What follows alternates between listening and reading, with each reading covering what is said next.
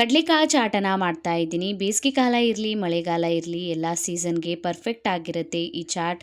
ಬಾಯಿಗೆ ಏನಾದರೂ ರುಚಿಕರವಾಗಿ ತಿನ್ಬೇಕನ್ಸಿದಾಗ ಈ ಚಾಟನ್ನು ಟ್ರೈ ಮಾಡಬಹುದು. ತುಂಬನೇ ಹೆಲ್ದಿ ಮತ್ತು ಟೇಸ್ಟಿಯಾಗಿರುತ್ತೆ.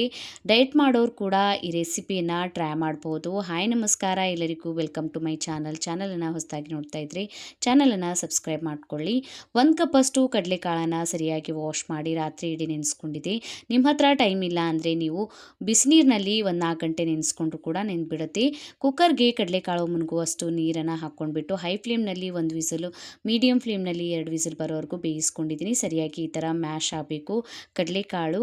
ಈಗ ನಾವು ಕಡಲೆಕಾಳನ್ನು ಬೇಯಿಸ್ಕೊಂಡಿರುವಂತಹ ನೀರನ್ನು ತೊಗೊಂಡಿದ್ದೀನಿ. ಒಂದು ಅರ್ಧ ಕಪ್ಪಷ್ಟು ನೀರನ್ನು ತೊಗೊಳ್ಳಿ.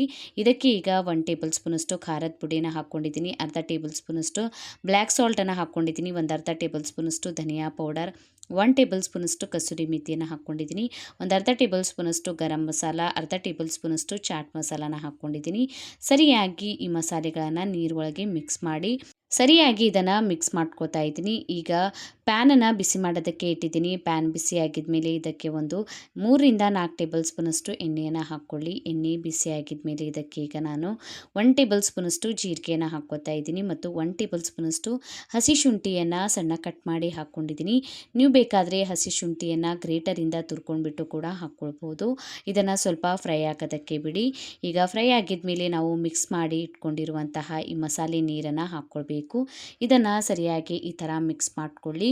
ಮಿಕ್ಸ್ ಮಾಡ್ಕೋತಾ ಸರಿಯಾಗಿ ಇದರೊಳಗೆ ಒಂದು ಕುದಿ ಬರೋವರೆಗೂ ನಾವು ಇದನ್ನು ಬೇಯಿಸ್ಕೊಳ್ಬೇಕು. ನೋಡಿ, ಈ ಥರ ಕುದಿ ಬಂದಾಗ ಈಗ ಇದಕ್ಕೆ ನಾವು ಬೇಯಿಸ್ಕೊಂಡಿಟ್ಕೊಂಡಿರುವಂತಹ ಕಡಲೆಕಾಳನ್ನು ಹಾಕ್ಕೊಳ್ಬೇಕು. ಈಗ ಗ್ಯಾಸ್ ಫ್ಲೇಮನ್ನು ಮೀಡಿಯಮಲ್ಲಿ ಇಟ್ಕೊಂಡ್ಬಿಟ್ಟು ಈ ಕಡಲೆಕಾಳುಗಳನ್ನು ಹಾಕ್ಕೊಂಡಿದ್ದೀನಿ. ರುಚಿಗೆ ತಕ್ಕಷ್ಟು ಉಪ್ಪನ್ನು ಸೇರಿಸ್ಕೊಳ್ಳಿ. ನಾನು ಕಡಲೆಕಾಳು ಬೇಯಿಸುವಾಗ ಕೂಡ ಉಪ್ಪನ್ನು ಬಳಸಿಲ್ಲ, ಅದಕ್ಕಾಗಿ ಹೀಗೆ ಹಾಕ್ಕೋತಾ ಇದ್ದೀನಿ. ನೀವು ನೋಡ್ಕೊಂಡ್ಬಿಟ್ಟು ಉಪ್ಪನ್ನು ಸೇರಿಸ್ಕೊಳ್ಳಿ. ಈಗ ನೀರೆಲ್ಲ ಪೂರ್ತಿಯಾಗಿ ಡ್ರೈ ಆಗೋವರೆಗೂ ಈ ಮಸಾಲೆ ಒಳಗೆ ನಾವು ಇದನ್ನು ಬೇಯಿಸ್ಕೊಳ್ಬೇಕು.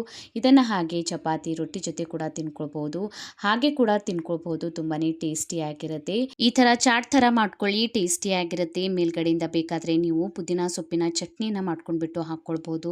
ಇಲ್ಲ ಅಂದರೆ ಸಿಂಪಲ್ಲಾಗಿ ಈ ರೀತಿ ಲಿಂಬೆಹಣ್ಣಿನ ರಸನ ಹಾಕ್ಕೊಳ್ಳಿ. ಸಣ್ಣ ಕಟ್ ಮಾಡ್ಕೊಂಡಿರುವಂತಹ ಸೌತೆಕಾಯಿನ ಹಾಕ್ಕೊಂಡಿದ್ದೀನಿ.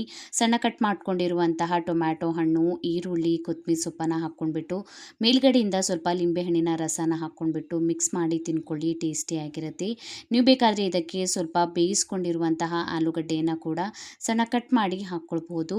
ಟ್ರೈ ಮಾಡಿ ಹೆಲ್ದಿ ಮತ್ತು ಟೇಸ್ಟಿಯಾದಂತಹ ಈ ಚಾಟನ್ನು ಕಮೆಂಟ್ ಒಳಗೆ ತಿಳಿಸಿ. ವಿಡಿಯೋ ಹೇಗೆ ಅನ್ನಿಸ್ತಂತ. ವಿಡಿಯೋ ಇಷ್ಟ ಆಗಿದ್ದರೆ ವಿಡಿಯೋಗೊಂದು ಲೈಕ್ ಮಾಡಿ, ಫ್ಯಾಮಿಲಿ ಮತ್ತು ಫ್ರೆಂಡ್ಸ್ ಜೊತೆ ಶೇರ್ ಮಾಡ್ಕೊಳ್ಳಿ.